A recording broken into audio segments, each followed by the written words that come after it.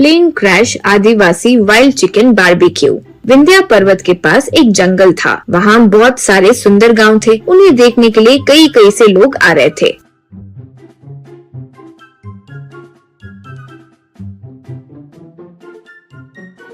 उन्हें वहाँ मौजूद साहू नाम का एक बड़ा आदमी मदद करता था। साहू को गांव में मौजूद हर पौधे के बारे में सब पता था। फिर भी लोगों को आप इस जंगल में घूमो, आपको कभी रोग नहीं हो, ऐसे कहता था। एक दिन एक प्राइवेट फ्लाइट जंगल से गुजरते वक्त एक जगह पर क्रैश होकर गिर गया था।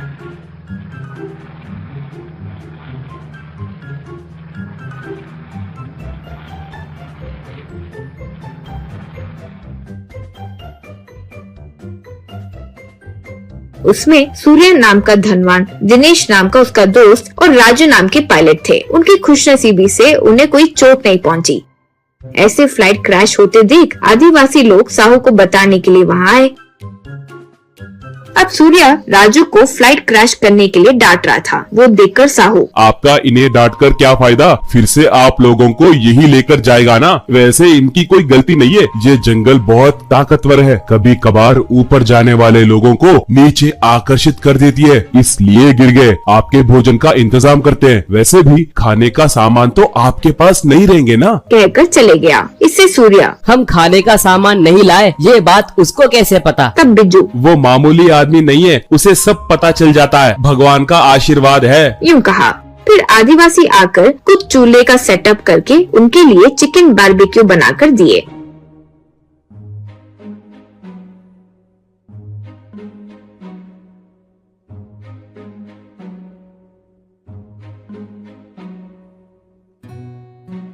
फिर उसे सूर्य, राजू, दिनेश तीनों खाए।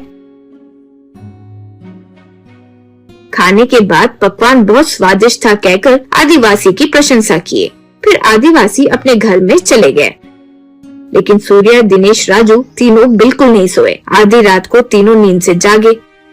अब दिनेश से सूर्य, देखो जो मैं कह रहा हूँ, वो अद्भुत मूर्ति यहाँ पास में कोई पेड़ के नीचे है। उसे देखते ही लगा करोड़ों की मूर्ति है। उसे किसी तरह लेकर रातों रात यहाँ से निकलना होगा। यूँ कहा। तब राजू, सर हमारे फ्लाइट का क्या करे सर, उसे रिपेयर करने एक दिन का टाइम लगेगा। सूर्य, बेवकूफ, वो मूर्ति हमारे हाथ आ गई तो ऐसे 100 फ्लाइट खरीद सकते हैं। पहले मुंह बंद करके चलो, मैं यहाँ पहले भी आ चुका हूँ, लेकिन ये बेवकूफ लोग मुझे नहीं पहचाने। फिर से शक करके गौर करने लगे, उसके पहले मूर्ति लेकर निकल जाते हैं। सोचकर तीनों पेड़ के पास मौजूद मूर्ति के पास गए।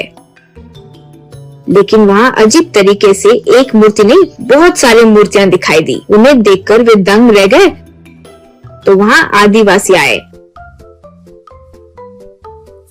अब सूर्य से साहू, रे बाबू, हम जंगली लोग हैं, हमारे भगवान की शक्ति हमें पता है। पिछली बार जब तुम अपने चोर दिमाग से देख रहे थे तभी समझ आ गया था, इसलिए हम अपने भगवान को बदल दिए। यूँ कहा। सूर्य, देखो बुड्ढे, ये बेकार की बातें क्यों, मैं तुम्हें 10 करोड़ दूंगा, वो मूर्ति मुझे दे दो। यूँ कहा। तब साहू, रे इन्हें पेड़ पर बांधो और इनके टुकड़े टुकड़े कर देंगे। इतनी हिम्मत, हमारे भगवान को बेचने की बात कर रहे हैं लोग। यूँ कहा तो आदिवासी लोग उन्हें पकड़ने यूँ साउंड करते हुए आए। वो देखकर दिनेश, रे सूर्या, ये अजीब गरीब आवाज करते हुए आ रहे हैं, हम क्या सोचे थे और हो कुछ और रहा है। पहले यहाँ से भागते हैं रे, वरना खत्म। यूँ कहा। फिर तीनों वहीं फ्लाइट छोड़कर जंगल से भाग निकले। Your cartoon channel subscribe now